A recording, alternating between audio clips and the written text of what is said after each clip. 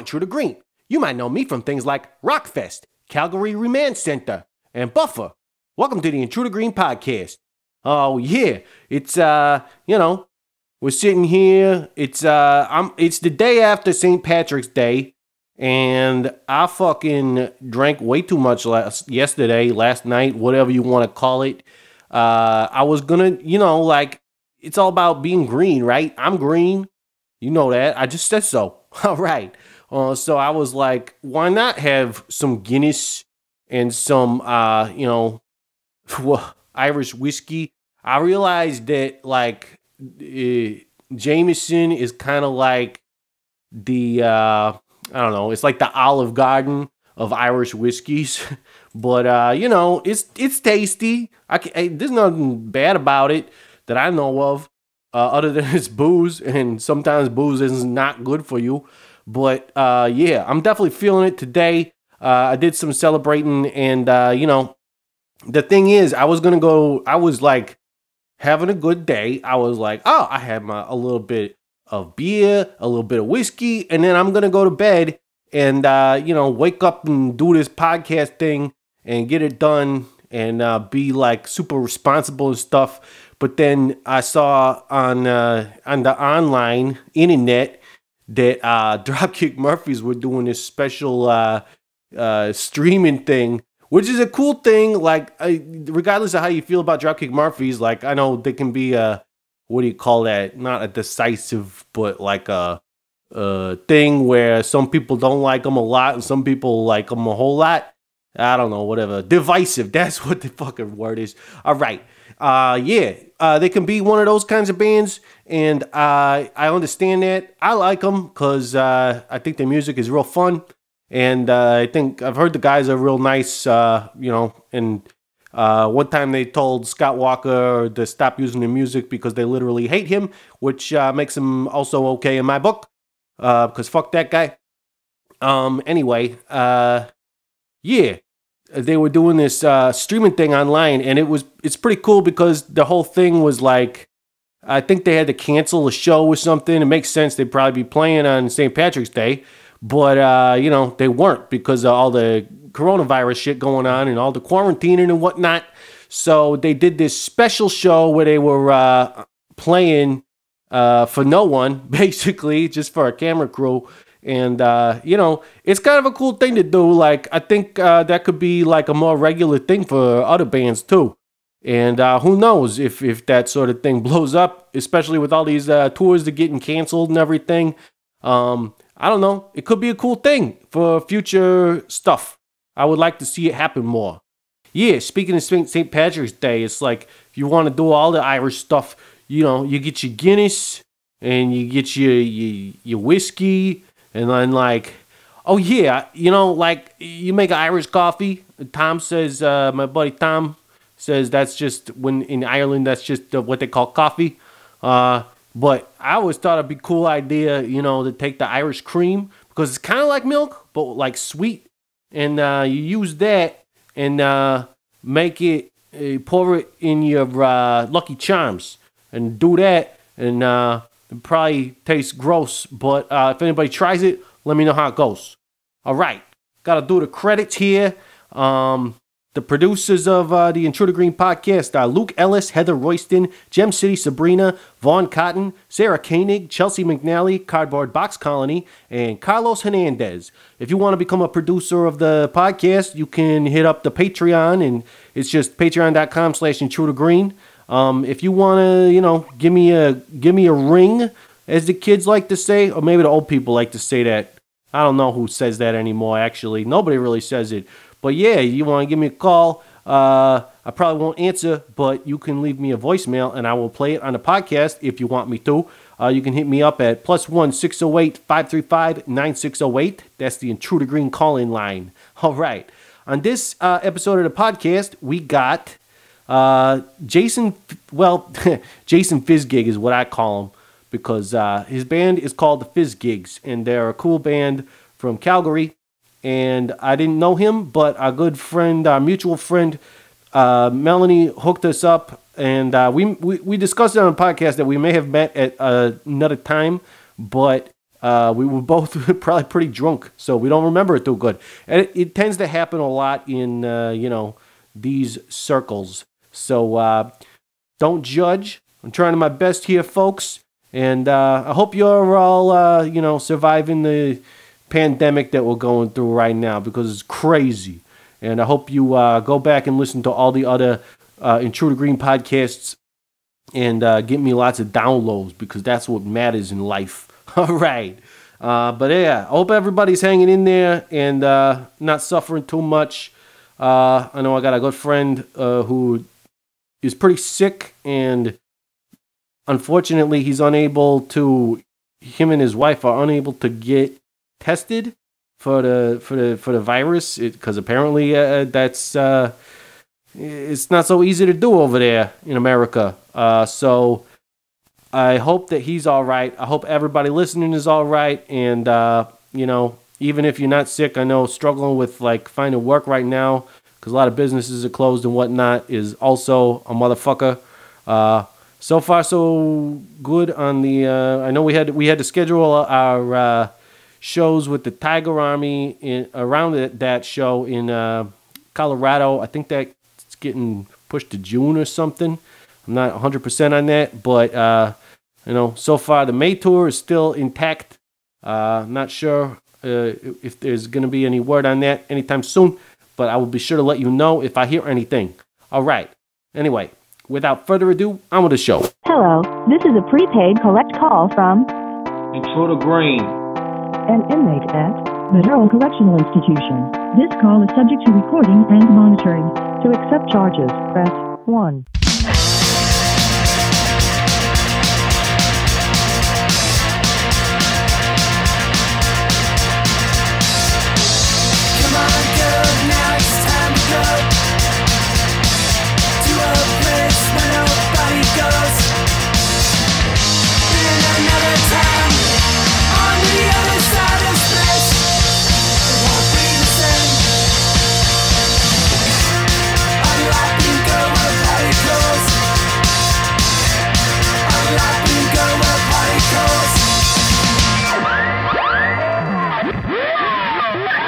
Ladies and gentlemen, Jason Fizzgig on the Intruder Green podcast. We'll go with that, huh? Sure. Oh, shit. I'm getting interference now. But so far, so good. So tell me again, and everybody who's listening should know that we tried this once before, and it was all fucked up because my shit was failing. But it seems like it's going all right now. And you're from Calgary. Or the band is based out of there, right? I'm from Calgary. Yeah, we're based out of Calgary. Yeah, and Calgary's pretty tight, right? Like, I think we definitely been there. I think we played there once and hung out with like KJ from Chicks Dig It and all that. And yeah, it's pretty cool. Like, tell me about it. It's definitely a tight knit. It's a tight knit community, man. Like the punk rock and hardcore community in Calgary is always has been pretty rich and also really tight. I mean, Calgary's kind of like the Texas of Canada, right? So there's a lot of conservatism here. So we find that if you get into the scene, you're in for life. So anyway, tell me about Calgary. How'd you get into punk rock? Where did it start? Yes, did when I was like about 12, 13 years old. Started going to shows. I remember the day when I went to school, and I think I had a Club Monaco sweatshirt on. It was like grade 7. And like red jeans, so it would have been like 91, somewhere in there. Club what now? And Club Monaco. It's a really, really shitty store that sells shitty clothes. Oh, okay. I never heard of it. Is it like a Canadian thing? And stuff like that. It's probably a Canadian thing. It's probably gone under at this point, but it was real bit. You were real slick if in the early 90s if you had one of those shirts. So, and it's a Canadian company. It's just garbage. And then some of the principals got mad because somebody wore jeans that had holes in them, and again, Calgary's pretty conservative, so apparently that just blew his mind. And all these kids started sort of reacting like, oh, the fucking freaks, they shouldn't have to, they should wear normal jeans. And I kind of looked at myself and I was like, holy fuck, I'm that person. Like, I'm that guy. That's nice. And I think I literally, it's not very punk rock, but I think the next day came to school, torn up jeans, had dyed my hair, literally flipped the switch, and had every single kid just sort of rip into me, but like, yeah, oh, yesterday you were doing this and blah blah blah. And it's like, nah, I'm done, I'm out. Wow. And yeah, I had a couple of other guys. That best friend played drums, another guy played guitar. Put together a band later on that week, and I think we were called like the Puppy Cat Crusade or something like that. I can't remember the name, but the Puppy Cat and Crusade. Then nice. Puppy Cat Crusade, I think is what it was called. Nice. Yeah, and we sound like garbage. It kind of sounded like old FYP, kind of that kind of style of just, Oh, yeah. That sounds good. I mean, whatever you can get out. Yeah. Well, it was bad, but it was good. Yeah, absolutely. Well, that's good. Yeah, so that's how I got into it. And I started playing shows, going to all ages shows, and trying to get my band on bills, and then meeting other people, and eventually just drifted into it that way, man. Yeah, that's kind of what you got to do, You get started, and then you just start moving into the scene. And like, was there already kind of a scene established in Calgary at that point? Like you said, it's real conservative, and I feel like anytime that's the case, there's always going to be some kind of underlying thing. And if you said you were in high school when this is going on, right? Yeah, so I mean, like it's in the late '80s, early '90s. I mean, there's always been a great punk rock scene in Calgary, especially during the '80s too, as well. Obviously, I was a little bit too young to sort of be part of that, but it's a place called the Westford Club where that's where Nirvana came through on their first tour, where Green Day came through on their first tour in like '91 or 1990, somewhere in there. So I mean, it was we were always aware of it through like our older siblings. I'd love to say that I was cool enough to.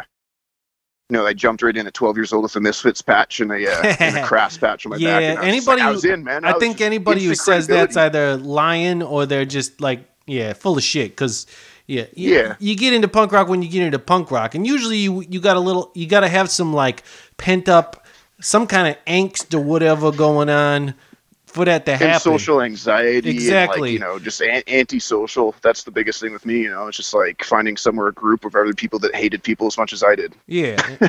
Yeah, exactly. You want to be going through puberty when it hits, when you hear that first great punk rock album that changes your life. Absolutely. Yeah. Well, that's good.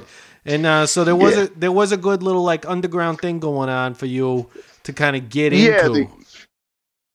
To me, it's just like that's the place to be. When I was in sort of grade 8, grade 9, grade 10, started putting on my own shows and started trying to contribute that way. I couldn't imagine wanting to be at a different place. Yeah. Like in a different scene. Like that to me seemed like the razor's edge, even though it, all the people around us were telling us, that's bullshit music, that's freak music, whatever.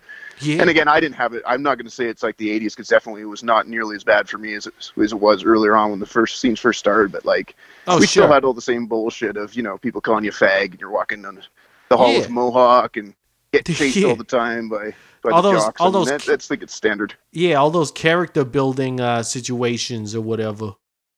It's a good way to call it, character building. That's right. Yeah, that's right. I think most people who are into punk rock can relate. It's been a while since those days. Even now, though, it's like things get easier and easier.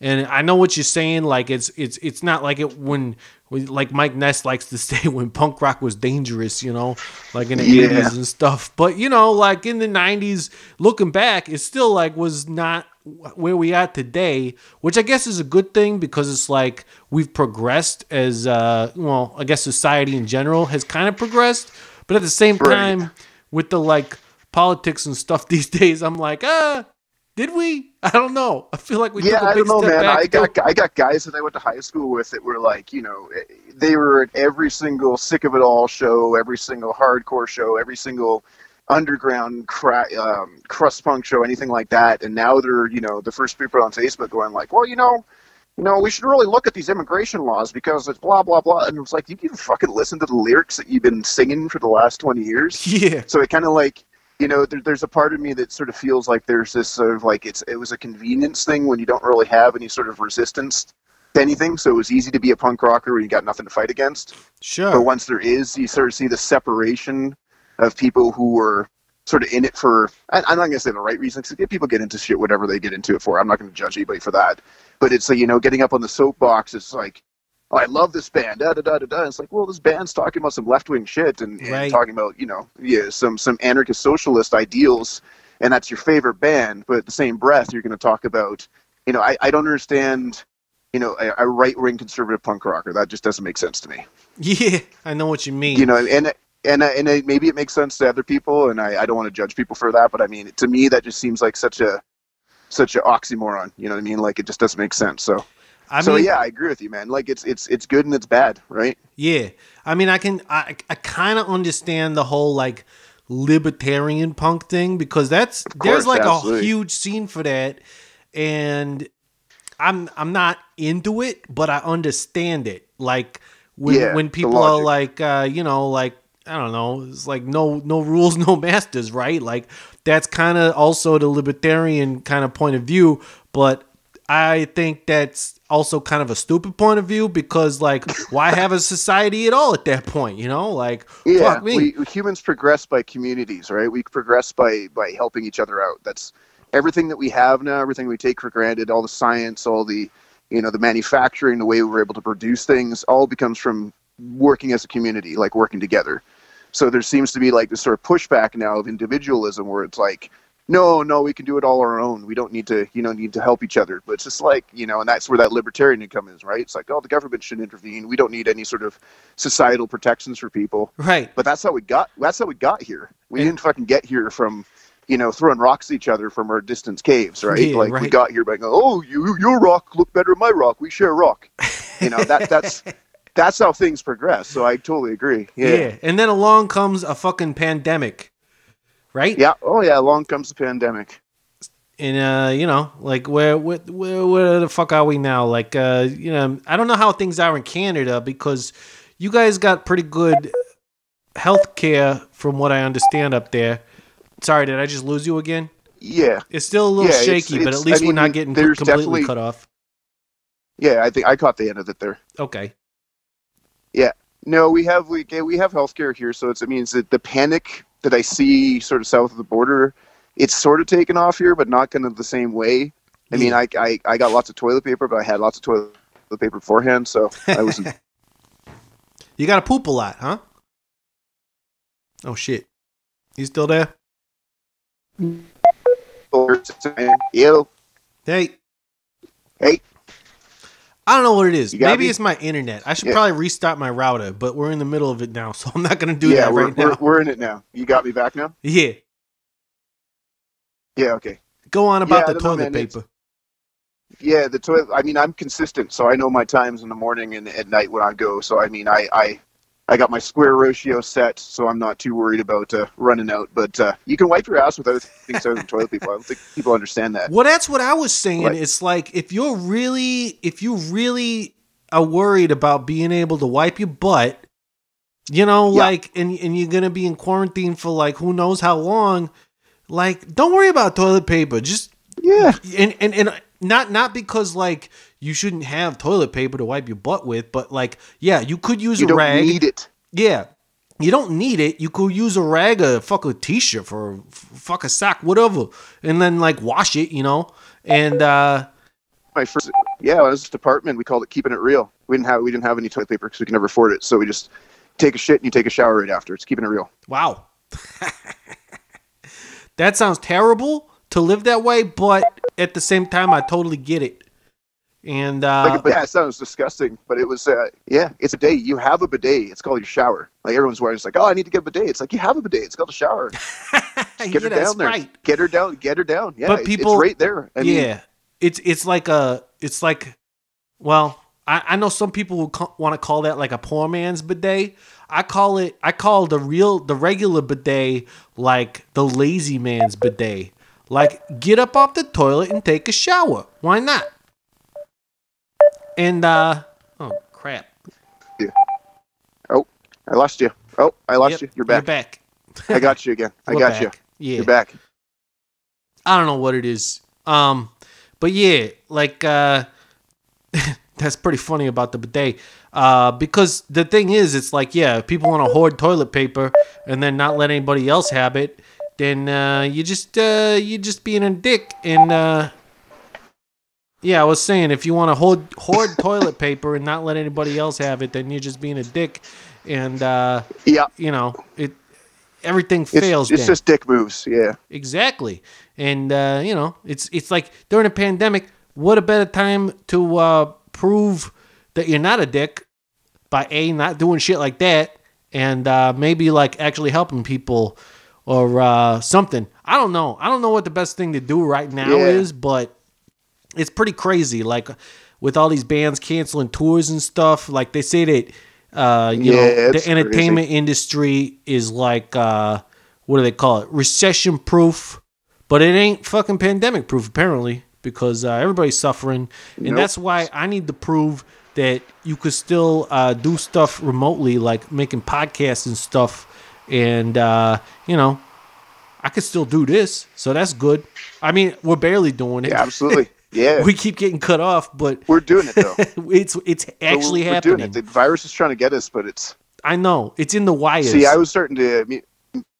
It's in the wires. Me and my buddies are trying to think about ways to get people to do good things by just saying it's because of the virus. So it's like, you know, you want to get rid of that coronavirus? Make sure you recycle all your cans and bottles. There you go. Nothing that keeps a pandemic. Yeah, nothing that keeps a pandemic away better than you know, tearing up those straws and those 6-pack containers. That's right. That keeps them away. Yeah. So yeah, you just tell people bullshit. Everybody else believes bullshit anyway. So you just tell them some fake bullshit that actually has a good result. That's true. I mean, I believe it. Have you ever thought about helping that old lady across the street? Yeah, she can't get her across the street. Why don't you help her out? Be amazed how much you won't get a virus because of it. Yeah, that's Believe right. Me, it's fine. It'll work. I feel like that would work in Canada. Positivity through bullshit. I feel like that would work in Canada, and in America, they would just be like, "I got a gun and I'm gonna shoot you now" or something. Yeah, that's fair. I don't know. I don't try to fuck around too much in America because it's scary. But Canada's great. We love coming up there. Yeah, Yeah, go on. Yeah, we love having you. Oh, thank you. Yeah. No, I was gonna say it's like watching your neighbor's house and you're like, do you think we should do something? It's like, no, let me say we got it covered. It's like, yeah, I feel like we should do something. It's like, nah, they're fine. Yeah. Like that guy's burning alive. Like their animals are on fire and they're like running around. No, it's fine. They're fine. Yeah, we're fine. We don't need it. We're fine. Never been better. Yeah. It's like yeah. No. It's a strange from afar. It's strange to watch. It's strange to watch. But yeah, you know, whatever it takes. That's what I always say. If you want to use the pandemic to like get people to be better people, why not? People are trying to fucking profit off of it. Yeah. Somehow anyway. So like why not do the other thing? There's this couple in Vancouver I was reading that got I can't remember, like $50,000 worth of hand sanitizer, and then made $100,000 off of selling it at a higher rate. Yeah, so I heard of that. I thought it was a piece of shit too. I mean, honestly, my first idea was like, that's a fucking brilliant idea. But then I was like, wait a minute, that's a shitty idea.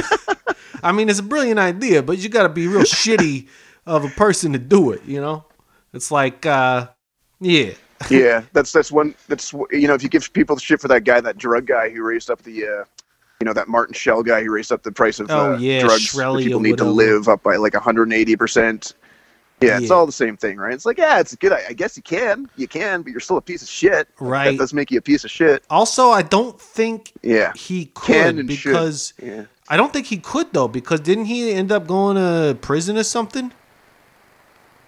I don't know. I have to double check that. There's something with the Wu-Tang, about the Wu-Tang record, and then threatened Ghostface's mom or something, and then he went to jail. Yeah, it had something to do with Wu-Tang Clan. All right. Yeah.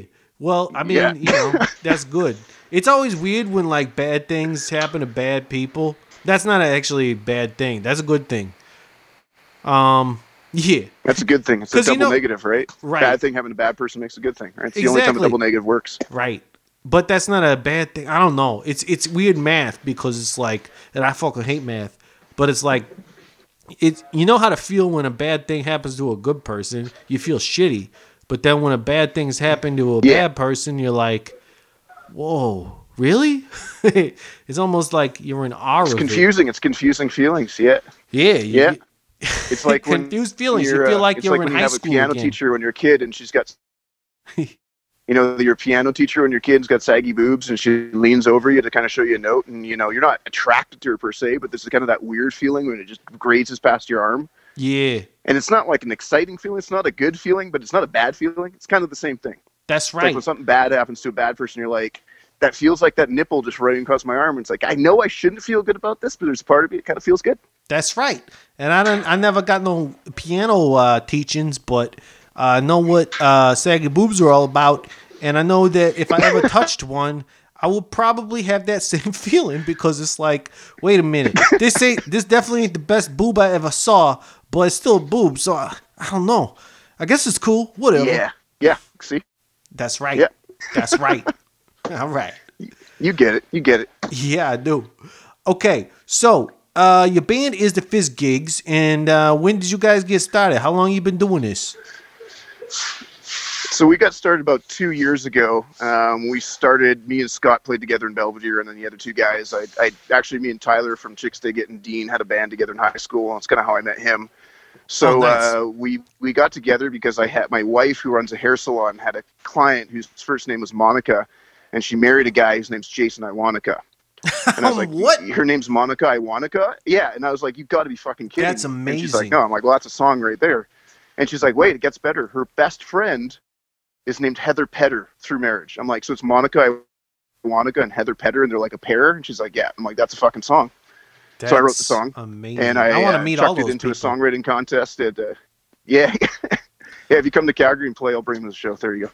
All right. Sounds good. We'll be there soon. I hope. So we made a song about it, put it into a songwriting contest at this Ship and Anchors, this bar in Calgary, and I ended up winning some money, so I had to put together a band for it, and that's kind of how we got started. And had a bunch of old songs I had together from when I was touring Belvedere. I snapped my Achilles on stage when we were in Toronto. Oh shit! And then I was out for like 6 weeks, and yeah, it was it was pretty wild. So I played 2 more shows on it, still fucked up, and then I was out for like 6 weeks, so I was on a ton of painkillers and smoking a ton of grass and getting all fucked up, and I just wrote a bunch of songs. So that's kind of where the rest of them came from. Oh, well, so hold on, like, you snap your Achilles on stage. What were you doing? Were you just, like, I like to jump around on stage. Were you doing something cool or what? Yeah. Yeah. No, man. I wish I could say that I was just like, yeah, I got up on the riser and I just, took a quick pitch back and did a kick. And no, I was, like the cable traps they run at the Opera House, or like any big stage where they sort of put over the line cables for all the mics. Oh yeah. And so they had one of those running right in front of my 810 cabinet, and I kind of just skipped forward and kind of ran forward to go check my tuning and check my tone. And I just happened to step on that cable trap that's like a pyramid, and it just shot my right foot up by, like 90 degrees. And it kind of felt like somebody threw a drumstick at the back of my leg. Wow. So I thought it was like a beer bottle or something was just hitting me. And I was like, wow. Oh, that was fucking weird. And then I went to go talk on the microphone. I went to go sing something, and it felt like there's like a fucking spaghetti noodle from like my knee to my foot with like nothing in between. Oh. So wow. I thought I'd busted it at first. I broke my ankle. So I told our singer, I'm just like, I think I just busted my ankle. He's like, were you good? I'm like, well, it doesn't really hurt. Like, I don't know. I think I'm okay. So let's just finish the set. And then the guys like Paul from Flatliners and Chris were there, and they kind of wrapped me up with a tensor bandage quickly, and then got out and did a quick encore at the end of the set. And then should have gone to the hospital, but I was drunk and said, fuck it. It's just a sprain. I've never felt anything like it's fine. And then I ended up doing 2 more shows. We had a show at Fuffoon's in Montreal, and then another show in Ottawa. Yeah, they're both sold out. So I did both those shows kneeling on Nick from Wilhelm Scream's drum stool, so I could just have my leg up during the performance. And you then still I got hadn't home, gone to a hospital? As soon as I got home from the flight, I kind of started looking. Yeah, and then I went to the hospital as soon as I got home, because I was like, this is fucked. Something's fucked. And they were like prepping me for surgery right away and going like, yeah, you snapped your Achilles. So it was crazy. Oh, wow. Yeah. But that's what I hear. Like when you do that, it doesn't necessarily... I was kind of an idiot. I should have gone to the hospital. Yeah. Well, yeah, but that's also the thing is that I've known other people who did it, and they say it doesn't actually hurt that much. It just feels weird. No, it doesn't. It feels weird. It's just the most disconcerting feeling I've ever had. It's like you don't. Yeah, it feels fucked up. It hurts when it like after the fact, when you try to walk on it, and you're like, oh, I don't have a thing there holding things together. Then it kind of hurt. But right. Yeah, when it actually happens, it just like it doesn't feel like anything. Yeah, it's weird. All right. So you fucking tore your Achilles, and then you started this band, and ever since tore then, my Achilles, got on painkillers, got all fucked up, and wrote a bunch of songs. Yeah. There you go. All right. Yeah, that happens a lot where like I don't know. It's not a good thing necessarily, but booze and drugs definitely fuels a lot of fucking I don't know, lyric writing or songwriting, whatever you want to think about. Yeah, delusions too. Yeah. Oh yeah, if you take enough of that. I don't know. I was just bored and couldn't go anywhere. So I was just like writing a bunch of bullshit. Then I had one night when I was all fucked up and started having visions about, like, it was around 2012. So I was like seeing all these Mayan demigods and stuff like that in my head, and I'm just like, what the fuck's going on? I gotta stop, pull my dose back here. That sounds amazing. And then wrote a bunch of songs about that shit. Yeah, that was fucking weird, man. Oh man. I mean, that sounds like something I would like to see a movie of or play a video game about. Either way. Yeah, songs are cool too. Thanks, man. Yeah.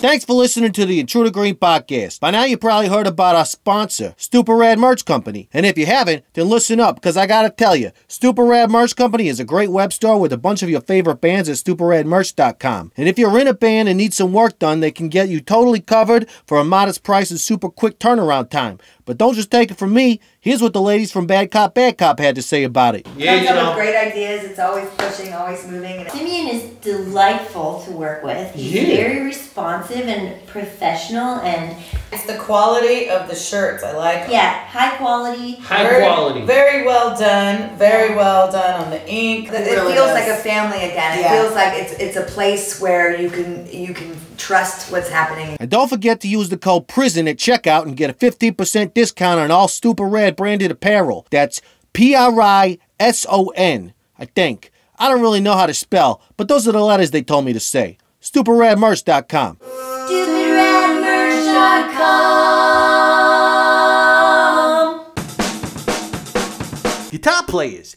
I bet you thought you were shit out of luck when it comes to finding your dream guitar or amp. You know, you go on some auction site or something and it's all crap. Yeah.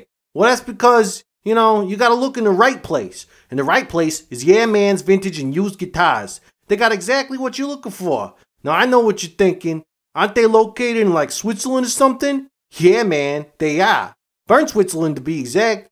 But, you know, you can get on the internet and you can go check out their website, yeahmansguitars.com, and you can order stuff on there. So, you know, it don't really matter where the heck you are in the world. You can just get on their website and find all sorts of cool stuff that you're looking for. And you might not even know that you wanted it until you see it on there. And there's a lot of good stuff. If you got something specific you're looking for and need some help finding it, just hit up Yeah Man Guitars on the electronic mail. That's the email. It's like 21st century and you got email and websites. It's like amazing. Some people will call it magic. Some people will call it science. I just call it, I don't know, crazy shit. yeahmansguitars@gmail.com. As far as email goes, it's where you email them. And while you're at it, get your band a tour in Europe and stop by the shop. Michael and the rest of the crew would love to meet you, I'm sure. And you could tell them Green sent you. Yeah Man's Vintage and Used Guitars. So, what's next for the band though? Like, you're hanging out in Calgary. You're working this job where you basically get to hang out on the telephone, doing podcasts the whole time. And what else? What's coming up? Yeah, so I mean, like we got a show tomorrow for one of my buddies. Actually, died of cancer. He was a pro skater. Oh shit! And got sang in a local metal band here, and he sort of kind of kept it hidden from everyone, and just sort of dropped off the map. And then we found out he passed away. So we're gonna have a benefit for him tomorrow. Wow. And then we got a release party with the Adavans. That's another band from Calgary. Actually, Billy plays some Chicks Dig It too as well. It's a side band. And we're playing that on May 22nd. Got a shows, and then we got some more dates in the summer. New album coming out on March 20th. New video we just put out too, and just got released too as well. So a bunch of shit on the go. Oh, well, that's great. You got a lot of shit going on, and that's wonderful. I hope the coronavirus doesn't fuck you guys shit up too much. Like, I know we talked about this earlier. Like I said, man, like we have, yeah. Oh, just the 250 person cap. We're fine, man. Yeah, we're fine. We're never gonna get more than that. So. Well, yeah, I feel like that's still a lot of people, though. I mean, fuck. It only takes one, right? I think and then you got 250 people. Yeah, it only like, takes one. Fucked up. Yeah, it could be weird. I don't know. Could be weird. We'll see what happens. Yeah, that's right. We got a show. We got a tour in May that's happening. It's still on. We'll see. Nobody's told us we need to quit yet, and I feel like I don't know what the fuck's gonna happen by then. But who knows? It could be fine. I don't know what's gonna happen. Nobody knows. Apparently, like it's a lot of anxiety. Nobody knows. Nobody fucking knows. Yeah, it's weird how anxious people are getting. I mean, it's not weird. I guess it's normal to get anxious about this thing. I feel like there's been so many weird things. It's like the boy, what do you call that? The boy who got sad about a wolf or something, who cried wolf. He cried wolf, yeah. Wolf, yeah. The boy who cried wolf, that's what it is. All right. Because like we've had so many weird things in the past where people are like, oh, it's going to be a pandemic, or there's fucking like killer bees from, well, it was killer bees that came from Africa, crisis. And then they were in South America, and they were going to come up and eat us all and make us into delicious honey. That would have been delicious honey. Yeah, or I could have been eating you right now. That's right. I would have been delicious honey. I believe it to be true. But I think you would have been delicious. I think you would have been good. You know it. All right. But there's so many things that happened in the past, and now it's like, oh, wait, it's actually happening now. Like, everything's shutting down, and, it's crazy now. It's crazy. We live in a crazy time. It seems like it's an overreaction. Yeah, we live in crazy times of overreaction. It seems and I look like at it this is. way. It's like the way I kind of describe it is like in this world, there's probably like, I don't know, 4.5 billion people that can literally kick the shit out of me. So, I mean, you know, when I meet a guy who's big or trying to be intimidating, I'm like, well, what the fuck? I think I'm underestimating the amount of people that could kick the shit out of me. And but my point being is that like one extra person, if I meet somebody else and it's like, yeah, you fucking, and they're all, you know, posturing, it's like, well, you're just another one of the 4.5 billion. What the fuck makes you more intimidating? And I kind of feel like the coronavirus is the same, right? It's like there's a billion other viruses, bacteria out there that we already know about that kills tens of thousands, hundreds of thousands of people a year. This is just another one that's going to be a part of life. So why do I have to be more scared of this one than the other one? It just seems illogical. Yeah, I don't know the answer to that. This sounds way more complex than I ever thought about it. I just was told that we don't have a cure for it, and it's killing a lot of people. But at the same time, I'm like, well, who's it actually killing? Is it just old people? Because, I don't know. Fuck, I don't know, man. I don't actually know anybody that's had it. That's the thing, right? And I'm sure that'll change by the time maybe this comes out. But right God, now, won't that be sad, though? Anybody? I don't wish it on anybody, that's for sure. I mean, even just getting the regular flu sucks. So getting one that's probably going to kill you would suck extra bad. Yeah, I think we could go out on a limb and say neither of us really want anybody to get sick per se, but at the same time, there's 1,000 things that can get you sick. Yeah, right. So, I mean, you're going to be scared of, you're going to be terrified of the flu. Nobody's scared of the flu. You go back 100 years, and then when the Spanish flu came out, it was the most terrifying thing in the world, right? So, it's just something we got to get used to. Right. But that was one of the, like, boy who cried wolf things where it was, like, the avian flu or whatever. And you get these weird, I guess it's like a strain of flu, and then people start getting it more, and then people start dying from it, and it's like, oh, shit, this could be a bad thing. And then it's like, oh, no, it's fine. Yeah. But I don't know. Right now, it's like, it's definitely fucking shit up with, you know, the economic impact. The economic impact will be way more than any sort of health strain. Yeah. Well, mark my words. Yeah, like it could be. I don't know. It could be. You never know. Yeah.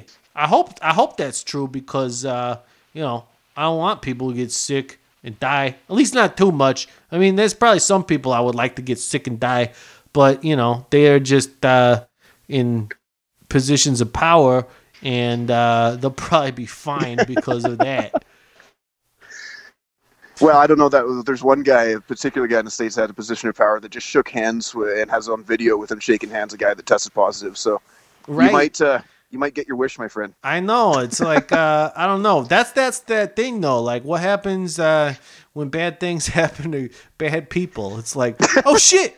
Just remember the nipple, man. Just remember that nipple. Remember that nipple. That's right. that low hanging nipple. Anytime you're thinking about that, just remember, it's like, I don't feel right about this. It's like, wait a minute. Low hanging nipple. That's right. Low hanging nipple. Sounds like low hanging fruit, but I guarantee it's better than that. All right. Yeah. So a new thing I'm doing on the show now is I got. Do you got any good crime stories? Crime stories. Yeah. Or alleged crime stories. I don't want you to like, give me, I don't want you to be a snitch or, out yourself to a crime that you may or may not have committed. But if you need to tell a story that was not completely accurate, you could do that too. Okay, I definitely have my fair share of crime stories. I'm just trying to think of the best one for you. All right.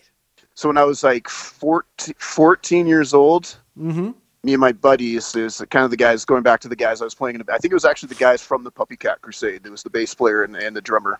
And a couple other buddies. We were all skateboarding around this neighborhood, and we would go in and steal car stereos. So we'd look for cars that had tinted windows. Yeah.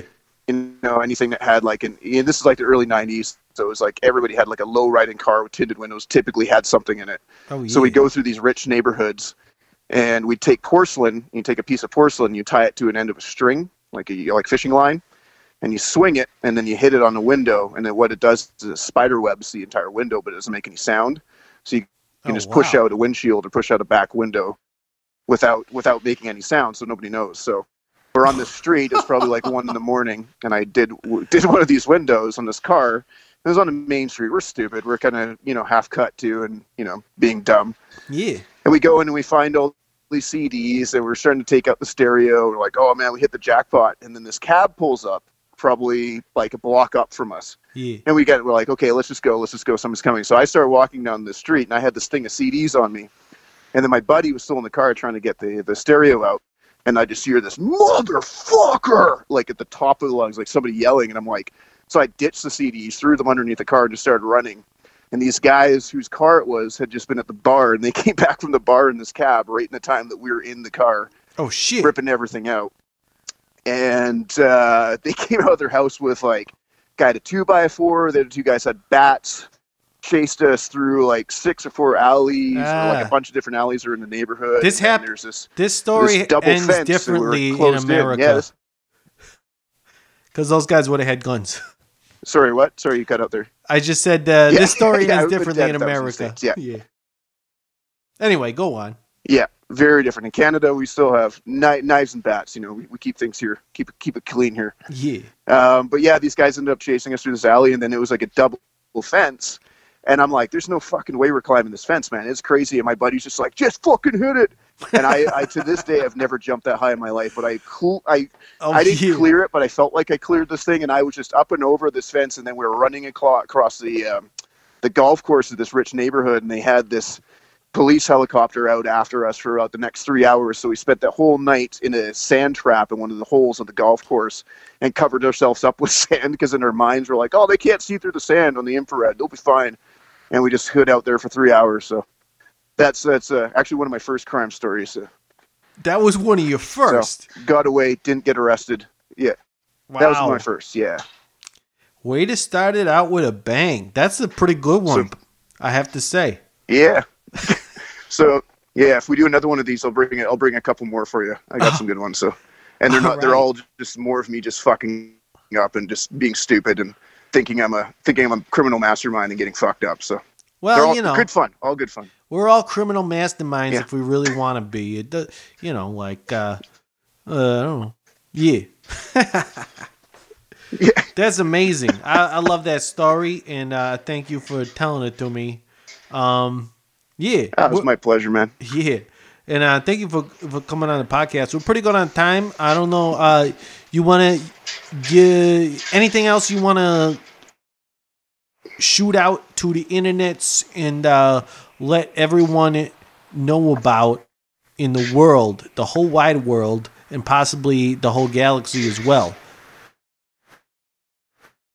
Yeah, so if you want to avoid coronavirus, the best thing you can do is go to Apple Music or Spotify and get yourself a stream of the new Fizzgigs record. because I've heard that nostalgia-based band titles and old school pop punk cures coronavirus. I heard that too. I heard it on the internet, so it's true. I heard that too. Yeah. I think I heard it like the best thing 2 to do seconds is ago. Yeah. yeah. I mean, worry about the virus and it'll be gone. It's a cure, and I have the science to back it. I promise.